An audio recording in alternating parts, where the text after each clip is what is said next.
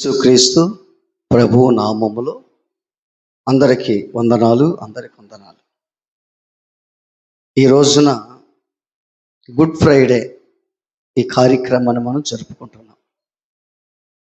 Good అంటే మంచి శుక్రవారం లేదా శుభ శుక్రవారం. యేసుక్రీస్తు ప్రభు 2000 సంవత్సరాల కిందట శుక్రవారం రోజు మరణించినట్టుగా మనం చూస్తాం. అందుకే దీన్ని గుడ్ ఫ్రైడేగా మారుస్తాం.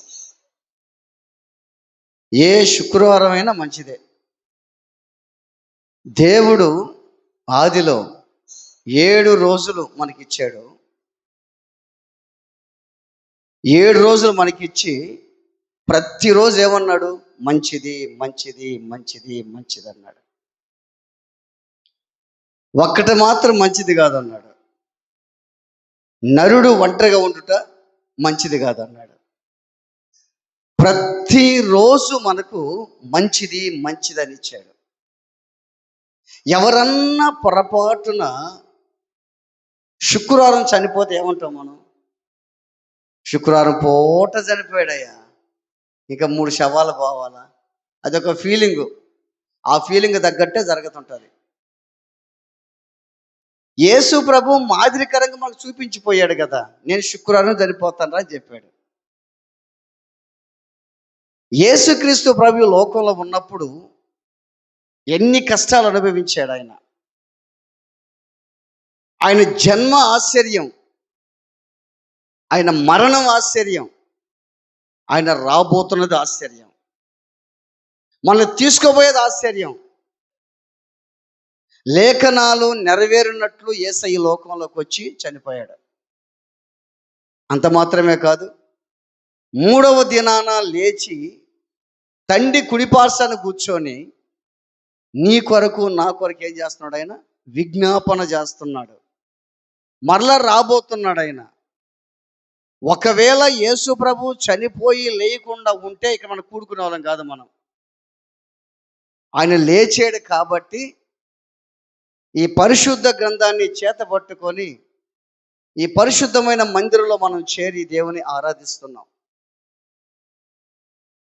1000 సంవత్సరాల కిందట యేసు ప్రభు ఏం చెప్పాడంటే, శిష్యులతో మాట్లాడుతూ ఒక మాట చెప్పాడు.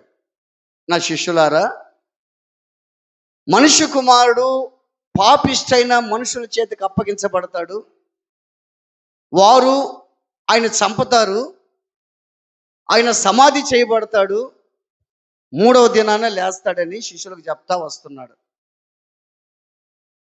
కానీ వాళ్ళు గ్రహించలేదంట ఆ మాటలు. శిష్యులు గ్రహించలేదంట. యేసు ప్రభు ఎందుకు వచ్చాడు తెలిసి లోకానికి? అసలు బైబిల్ ఉంటుందంటే, మనుష్య కుమారుడు పరిచర్య చేయించుకున్న దానికి రాలా. దేనికోసం వచ్చాడు? చేసేదానికి వచ్చాడు. వాస్తవంగా యేసు ప్రభుని నమ్మినటువంటి మనందరం కూడా ఈ మాటలు అనుసరించాలి.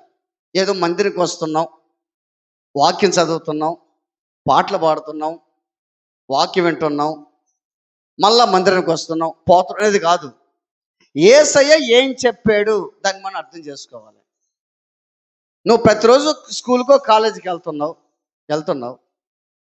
కాలేజీలో టీచింగ్ లెసన్ చెప్తా ఉంటాడు టీచర్ కానీ లెక్చరర్ కానీ. ఇంటికి వచ్చి నువ్వు చదవకపోతే నువ్వేమవుతావు? ఫెయిల్ అయిపోతావు. ఇంటికి వచ్చి చదవాలి నువ్వు దాన్ని. నువ్వు చదివితేనే కదా. ధర్మశాస్త్రం వినివారు దేవుని దృష్టికి నీతిమంతులు కాదు, కానీ ధర్మశాస్త్రం విని దాని ప్రకారం జరిగించేవారే నీతిమంతులు అంట. అర్థమవుతుందా? వింటా ఉన్నాం. ఇప్పుడు మీరు వింటా ఉన్నారు. ఒక్కొక్కరు ఎట్టంటారంటే, మాట వస్తుంటుంది కానీ మనసు మాత్రం ఇక్కడ ఉండదు. వాళ్ళకి మనసు తిరగతా ఉంటుంది. ఓహో, ఈరోజు 7 మాటలు కదా, ఎంత టైం ఉంటుందో, ఎంతసేపు కూర్చోవాలో అని ఒకటి. మళ్ళీ వెంటనే పలానోడికి వస్తానని చెప్పున్నాను, వీళ్ళు ఎంత టైం పడుతుందో 2. టైం అయిపోతున్నట్టుంది, అది ఒకటి. మనం ఎంత మందిరంలోకి వస్తున్నటువంటి మనము ఎలా ఉన్నాము, ఎలా జీవిస్తున్నాము? ప్రతిదీ యేసుక్రీస్తు ప్రభు మనకు మాదిరి చూపించి లోకంలో చూపించి వెళ్ళిపోయాడు ఆయన. ఒక మాట బైబిల్ చదువుదాం మనం. పరిశుద్ధ గ్రంథంలో మార్కు సువార్త 9వ అధ్యాయము 31వ వాక్యం. మార్కు సువార్త 9:31.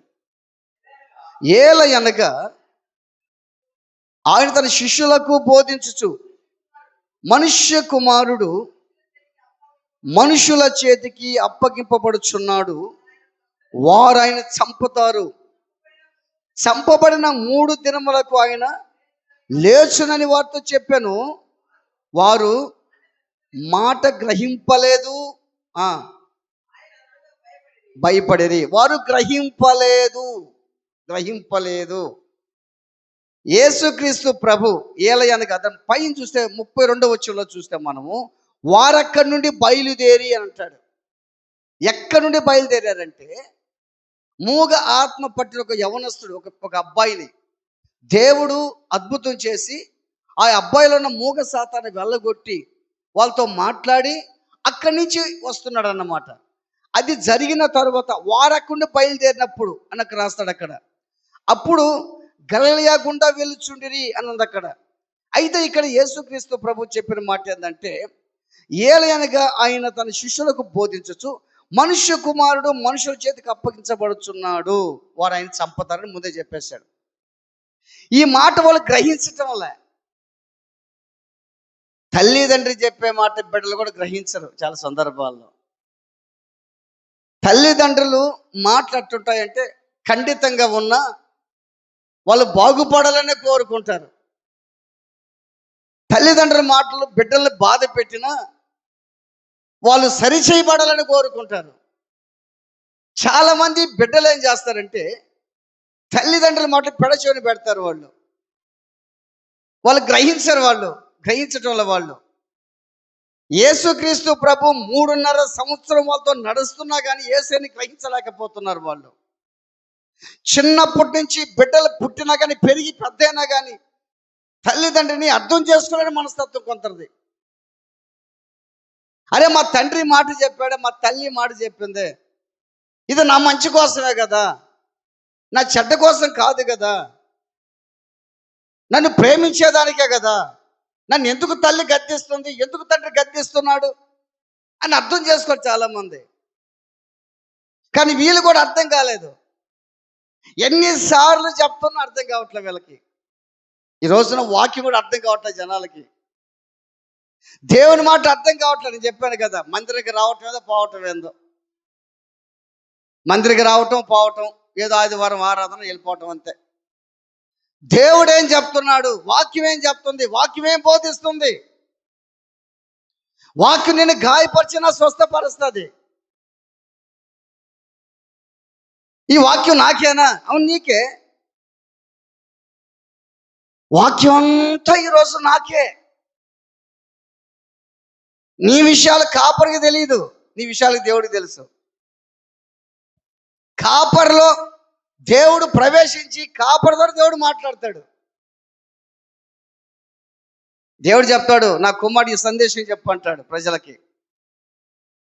నువ్వేమనుకుంటావు తెలుసా, నా విషయం కాపరికి తెలిసినట్టుంది, ఎవరైనా చెప్పుంటారేమో.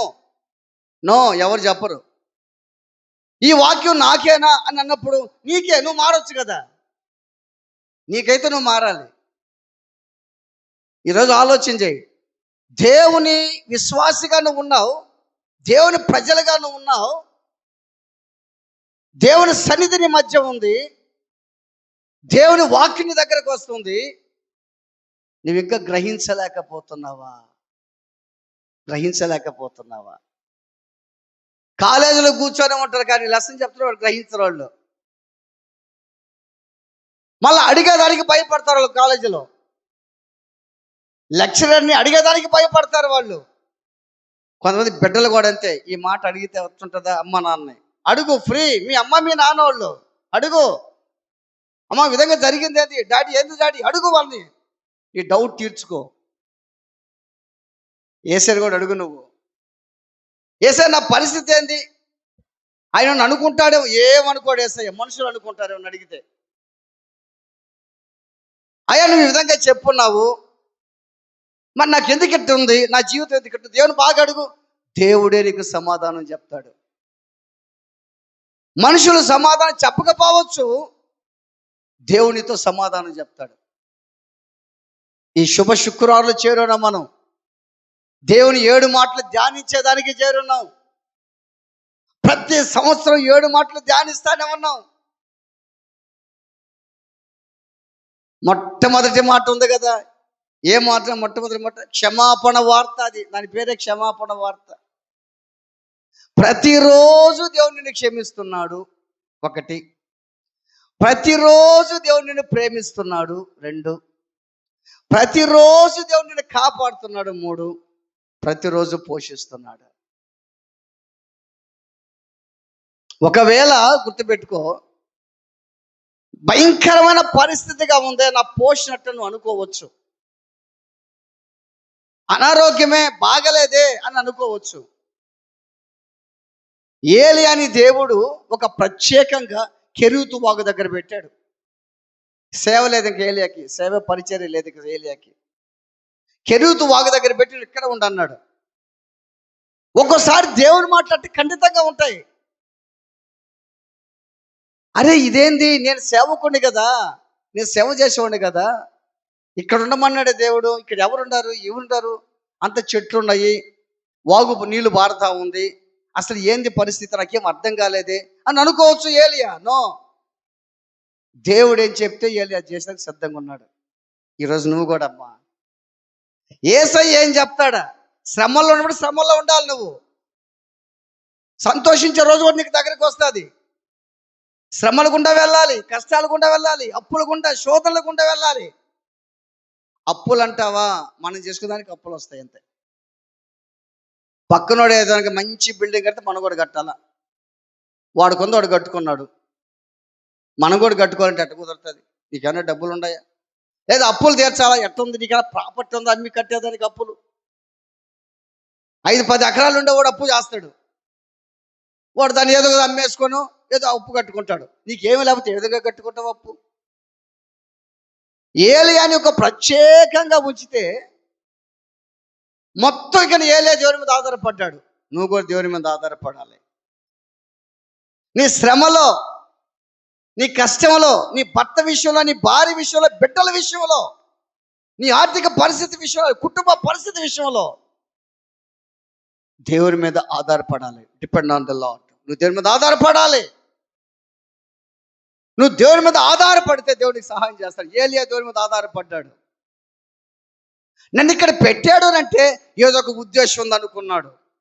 ఏలియాని సరిచేసేదానికి, ఏలియాని ప్రిపరేషన్ చేసేదానికి, ఏలియా ఇంకా ప్రార్థన పరుడిగా మారేదానికి, ఆ కెరూతు వాగు దగ్గర ఒక పాఠం నేర్చుకునేదానికి, ఆ వాగు దగ్గర కూర్చొని ఆ వాగు నీరే త్రాగుతూ అక్కడే ఉంటే ఏలియాని దేవుడు పోషణ లేకుండా చేశాడా? ప్రతిరోజు ఉదయం, మధ్యాహ్నం, సాయంకాలం ఏమొస్తుంది ఏలియా దగ్గరికి? ఏమొస్తుంది?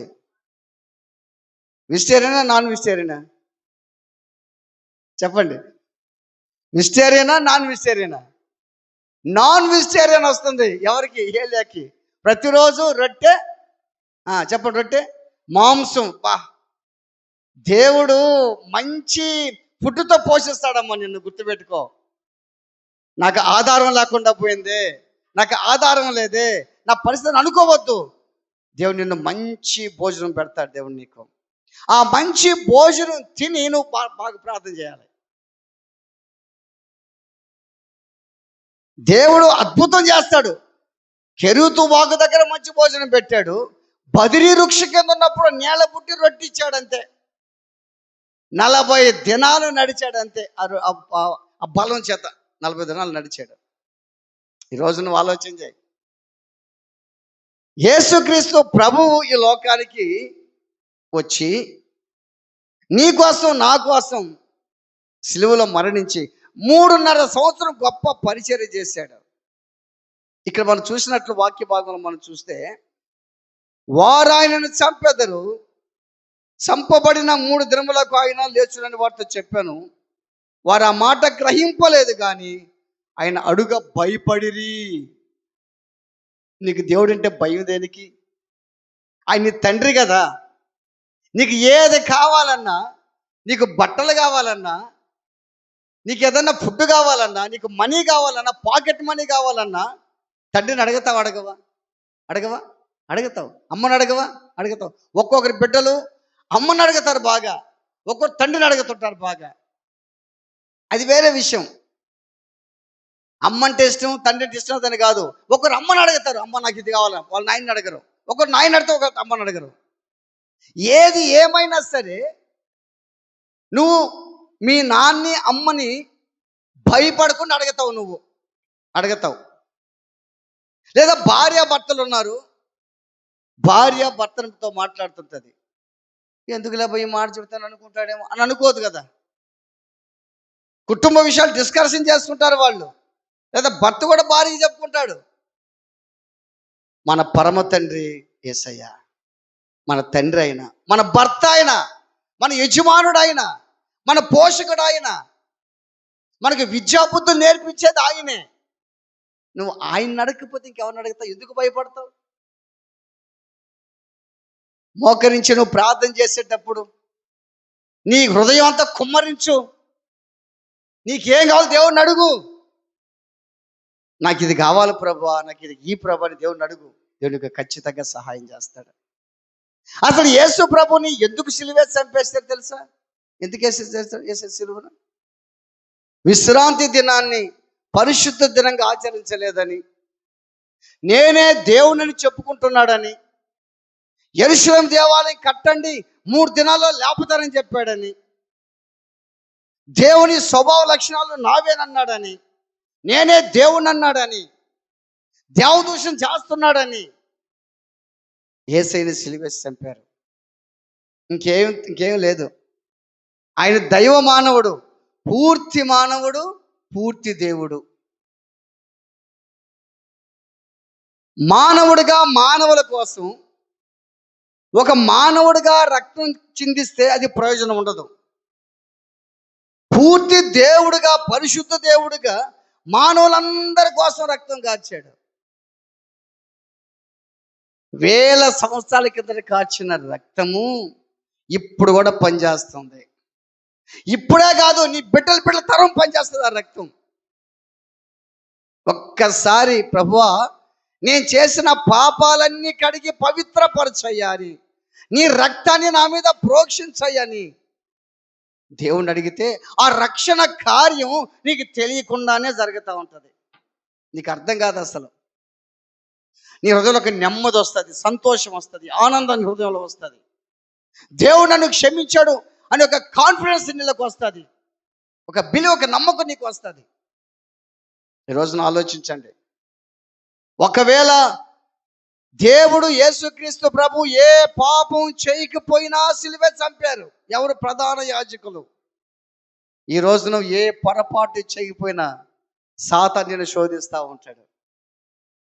నువ్వేవి చెయ్యవు. నువ్వు మందిరకు వస్తున్నావు, ప్రార్థన చేసుకుంటున్నావు, నీ కూడు గుడ్డ నువ్వు తింటున్నావు, కట్టుకుంటున్నావు, అందరితో బాగుంటున్నావు, సమాధానంగా ఉన్నావు, ప్రార్థన చేసుకుంటున్నావు. వాడికి ఒప్పదు. ఎవరికి ఒప్పదు? సాతానుకు. ఎందుకు తెలుసా? అందరు ఎట్టున్నారు? అందరూ వాడితో బాగున్నారు. ఎందుకంటే వాళ్ళని ఏం పట్టించుకోడు, అంటే వాడు మనుషులేనని. మనం దేవుని మనుషులు వాడికి తెలుసు. అందుకని వీళ్ళు ఎట్టలాగాలని చూసి ఏదో ఒక దాని మీద మనం నిరికిస్తూ ఉంటాడు వాడు. దేవుని బిడ్డారా చూడండి, ఏ నేరం చేయకపోయినా, ఏ పాపం చేయకపోయినా ఆయన సిలువేసి చంపారు. నువ్వు ఏమి చేయకపోయినా, నువ్వు మంచిగా ఉన్నా సరే ఏదో ఒక నీ మీద అవమానం కానీ, నిందలు కానీ, శ్రమలు కానీ, కష్టాలు కానీ, బాధలు వస్తానే ఉంటాయి, నీ మీద వస్తూ ఉంటాయి. భక్సింగయ్య గారు ఒక మాట చెప్పాడు. భక్సింగయ్య గారు ఏం చెప్పాడంటే, కొన్ని విషయాలు చెప్పాడు ఆయన. భక్సింగయ్య గారు ఒక మాట చెప్పాడు. ఏంటంటే ఒక 3 విషయాలు, మంచి విషయాలు చెప్పాడంట ఆయన. 3 విషయాలు. పెద్ద కాన్ఫరెన్స్ జరుగుతుందంట. ఆ కాన్ఫరెన్స్ 3 విషయాలు చెప్పాడంట. ఏం చెప్పాడంటే, నెంబర్ 1 ఏం చెప్పాడంటే, నీ అవసరాలు ఎవరికి చెప్పొద్దు అన్నాడంట. నీ అవసరాలు ఇప్పుడు మన సగం చెప్పుకుంటుంటలా, మరి ఇబ్బందిగా ఉంది మరి నాకు 5,000 కావాలా, అసలు ఎట్ట చెప్పుకుంటూ ఉంటాం మనం. నీ అవసరాలు ఎవరు చెప్పుకోవాలా? దేవుడికి చెప్పుకోవాలి. నీ అవసరాలు ఎవరు చెప్పకూడదు అన్నాడంట. రెండోది, సింపుల్ డ్రెస్, హై లెవెల్ కోరుకోబాకన్నాడంట. సింపుల్ డ్రెస్, కోట్ల రూపాయలు కావాలా, పెద్ద పెద్ద బిల్డింగ్లు కావాలా, మంచి మంచి డ్రెస్సులు కావాలా అని అనుకుంటున్నా. Simple dress చేయమన్నాడంట. ఫస్ట్ నీ అవసరాలు ఎవరికి చెప్పబోతున్నాడంట. రెండోది సింపుల్ డ్రెస్. మూడోది ఏం తెలుసా? నీ గురించి ఎవరైనా చెడుగా మాట్లాడితే నోరు మూసుకొని కూర్చోమన్నాడంట. నీ గురించి ఎవరైనా చెడుగా మాట్లాడితే ఏంటంట, నోరు మూసుకొని కూర్చోమన్నాడంట. చూసా అంటే ఎన్నో మాటలు నీ గురించి మాట్లాడితే నువ్వేం చేయాలంట? మనసులో పెట్టుకొని ఏం చేయాలి నువ్వు? ఏం చేయాలి నువ్వు? అంతే, మనం చేయాల్సింది అదే, ప్రార్థన చేయాల్సిందే. ప్రభువా వాళ్ళ నక్కన నెట్టు అంటుందో ప్రభువా, ఆమెను కాపాడయ్యా, ఆమెను కాపాడయ్యా. వాళ్ళ నక్క నన్ను ఈ విధంగా అంటుందయ్యా, ఆమెను కాపాడయ్యా. వాళ్ళని బ్రదర్ నన్ను విమర్శిస్తున్నాడయ్యా, ఆయనతో మాట్లాడయ్యా. నువ్వు అంతే ప్రార్థన చేయి, ప్రార్థన చేయి. సాతాను ఏదో ఒక రీతిగా నిన్ను ఇరికిస్తాడంతే. చూసావా? ఏ కారణం లేకపోయినా ప్రధాన యాజకుల్లో సాతానుడు ప్రవేశించి యేసయ్యని చంపిన దాకా వదులుకోలేవాడు. వాడు అనుకున్నాడు అయిపోయింది యేసయ్య పరిస్థితి అనుకున్నాడు. అప్పుడే కదా ప్రారంభమైంది. గోధుమ గింజ భూమిలో పడి చావుకుంటే ఒంటిగా ఉండదు, చస్తే విస్తారంగా ఫలించనని. ఒకవేళ మనం కూడా పలానామే చచ్చిపోయిన సాతాను నవ్వుకోవచ్చు, పలానా చచ్చిపోయిన సాతాను నవ్వుకోవచ్చు. సైతాన్ని తీసుకోడు, దేవుడే తీసుకుంటాడు మనిషిని. ఒక మనిషిని తీసుకున్నది దేవుడే. సాతాను ప్రేరేపణతోటి ప్రధాన యాజకులు యేసుని సిలువేశారు, కానీ ఆయన తీసుకుంది ఎవరు? ఆయనే. ఆయన ప్రాణం పట్టగలడు, ప్రాణం తీసుకోగలడు అంతే. ఎంతసేపు ఉండగలడు సిలువలో ఆయన, అంతే. అది నగ్న సత్యం. అదే కానీ మనల్ని సైతాన్ని తీసుకోపోయింది, మన వాడిని ఈయన సైతాన్ని తీసుకోపోయింది కాదు. సైతాన్ని ప్రేరేపిస్తాడు తెలుసా? నువ్వు పరిగిస్తా పోయి రైలు కింద పడిపోతాడు. నువ్వు పరిగిస్తావు రైలు కింద, దేవుడు రైలు కింద దొయ్యడు, నువ్వు పోయి కాల్చుకుంటాడు, నువ్వు ఇంకా చేసుకోమంటాడు. లేదా బాగలేదు, అనారోగ్యం వచ్చింది, అనారోగ్యం పెడతాడు అనుకో, అనారోగ్యం పెట్టగలడు, అంగవైకల్యం కలుగు చేయగలడు, సైతాన్ని అన్ని చేయగలడు. కానీ తీసుకునేది ఎవరు? దేవుడే. మన దేవుడే తీసుకునేది మనం. అంతేగాని సాతానికి అంత లేదు, సాతానికి అంత ఛాన్స్ లేదు. అసలు నిజంగా సాతాను భయస్థుడు. మనం అంటే భయం వాడికి. ప్రతి జంతువుకు మనం అంటే భయమే, పావు కూడా మనం అంటే భయమే. అయితే మనమే భయపడతాం వాటికి, మనం అంటే అన్నిటికీ భయమే. సాతాను కూడా అంతే. బైబిల్ చెప్తున్న మాట తెలుసా? సమాధానకర్తకు దేవుడు సాతాను మీ కాళ్ళ క్రింద శీఘ్రముగా చితక తొక్కించును. ఈ రోజున ఒక ప్రశ్న మనం వేసుకుందాం. నిజమే, యేసుక్రీస్తు ప్రభు ఏమి చేయకపోయినా ఆ ప్రధాన యాజకులు సిలువేసి చంపేశారు ఆయన్ని. ఈరోజు ప్రభువా నేను నీకు నమ్మకంగానే ఉన్నాను కదయ్యా, ఎక్కువగా నమ్మకం లేకపోయినా కొద్దిగానే ఉన్నాను కదయ్యా, కొంచెంలో నమ్ముకున్న చాలు దేవుడు నేను దీవిస్తాడంట. కొంచెం నమ్ముకుంటే చాలంట. ఒక మనిషి బాగా గుర్తుపెట్టుకోండి, ఒక మనిషి ఒక క్రైస్తవుడిగా ఉన్నప్పుడు ఒక్కొక్క మనిషి దేవుడు దీవిస్తూ ఉంటాడు. ఒకవేళ వాళ్ళు ఏదో తప్పులు ఉన్నాయని పక్కన వాళ్ళు అనుకోవచ్చు తప్పులు ఉన్నాయని. దేవుడు ఉన్న గొప్పతనం ఏంటంటే వాళ్ళు ఉన్న తప్పులు పక్కన పెట్టి వాళ్ళు ఉన్న మంచితనం చూస్తాడంట. మనం ఏం చేస్తాం? మంచితనం పక్కన పెట్టి తప్పులు చూస్తుంటాం మనం. వాడు అటువంటోడు, వాడు ఇటువంటోడు, వాడు మంచోడు కాదు, వాడు చెడ్డోడు అని మనం చూస్తుంటాం.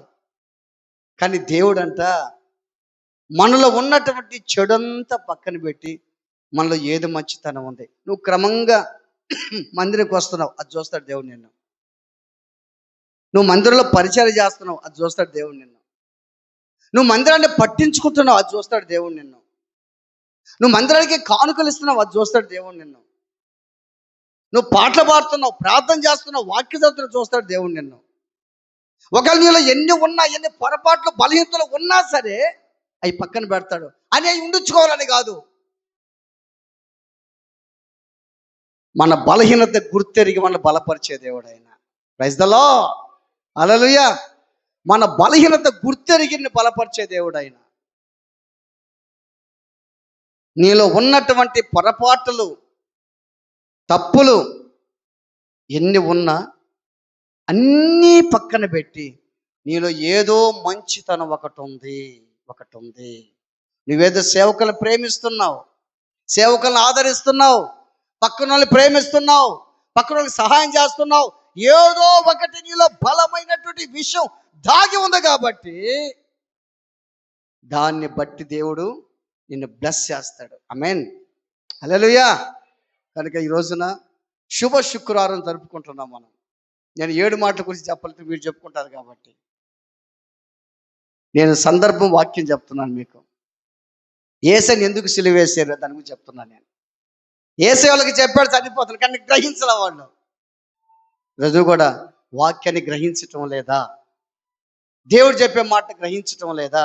బైబిల్ చదువుతున్నావు, గ్రహించటం లేదా? ఏదో చదవాలి కూడా చదువుతున్నావు, గ్రహించటం లేదా? బైబిల్ కనీసం ఒక్కసారైనా బైబిల్ చదివిన వాళ్ళు ఉన్నారా? ఒక్కసారైనా. నేను చెయ్యెత్తమన్నావు, నేను ఎత్తమని చెయ్యి. ఒక్కసారైనా బైబిల్ చదివిన వాళ్ళు ఉన్నారా? రోజుకి ఎంతసేపు నువ్వు ప్రార్థన చేస్తున్నావు? నీకున్న సమస్య పెద్దది, నువ్వు చేసే ప్రార్థన చిన్నది. వాక్యం నిన్ను శుద్ధి చేస్తుంది, వాక్యం నీతో మాట్లాడుతుంది. సైతానికి వాక్యం అంటే భయం, ప్రార్థన అంటే భయం సైతానికి. ఇంచుమించు నేను ఈ బైబిల్ని 22-23 సార్లు చదివి ఉంటాను నేను. ఇప్పటికీ నాకు అర్థం కాదు. ఇప్పుడు నాకు అర్థం కాదు. కొత్తగానే ఉంటుంది బైబిల్, కొత్తగా ఉంటుంది. నువ్వు బైబిల్ చదువు, వాక్యం చదువు, గ్రహించు. ప్రతిరోజు నువ్వు బైబిల్ ఉదయం చదివితే దేవుడు నీతో మాట్లాడతాడు. నీ పాపాలు ఎవరు ఎత్తి చూపిస్తుంది తెలుసా? వాక్యం ఎత్తి చూపిస్తుంది నీ పాపాలు. నీ రహస్య పాపాలన్నీ, నువ్వు చేసే మిస్టేక్స్ అన్నీ వాక్యం చదువుతా ఉంటే ఆ వాక్యం ఎత్తి చూపిస్తుంది. నువ్వు ఇటు చేస్తున్నావు నాయనా, జాగ్రత్త నాయనా. ఆయన తండ్రి కదా. తండ్రికి భయంకరమైన కోపం వస్తే బిడ్డల్ని, రేయ్ ఏంద్రా నువ్వు చేసేది అంటాడు. ఒక్కొక్క తల్లిదండ్రులు బిడ్డలు తప్పు చేసిన బిడ్డల హక్కుని చేర్చుకుంటారు. వాళ్ళు నా బిడ్డ అటు చేయడని అంటారు. మన దేవుడు అటువంటి ప్రేమ కలిగినాడు మన దేవుడు. కనుక ఈ రోజున యేసు ప్రభు శిష్యులతో చెప్పిన చనిపోతాడు, 3వ దినాన లేస్తాడని చెప్పిన వారు ఆ మాట వాళ్ళు గ్రహించలేదు. ఆయన అడిగేదానికి భయపడ్డారు. నువ్వు నీ తండ్రిని అడుగు, నీకేం కావాలో అడుగు, నేను మారాలని అడుగు, నా జీవితం అడుగు. నువ్వు అడగకుండా ఉండొద్దు, నువ్వు భయపడొద్దు. నీ తండ్రి అయినా మన దేవుడైనా ఈ మాట అంటే ఏమని అనుకుంటాడు? ఏమనుకోడు యేసయ్య. నువ్వు ప్రతిదీ దేవుని అడుగు, దేవునికి సహాయం చేస్తాడు. ప్రార్థన చేసుకుందాం, తలలు వంచుదాం, కళ్ళు మూసుకుందాం, ప్రార్థన చేసుకుందాం.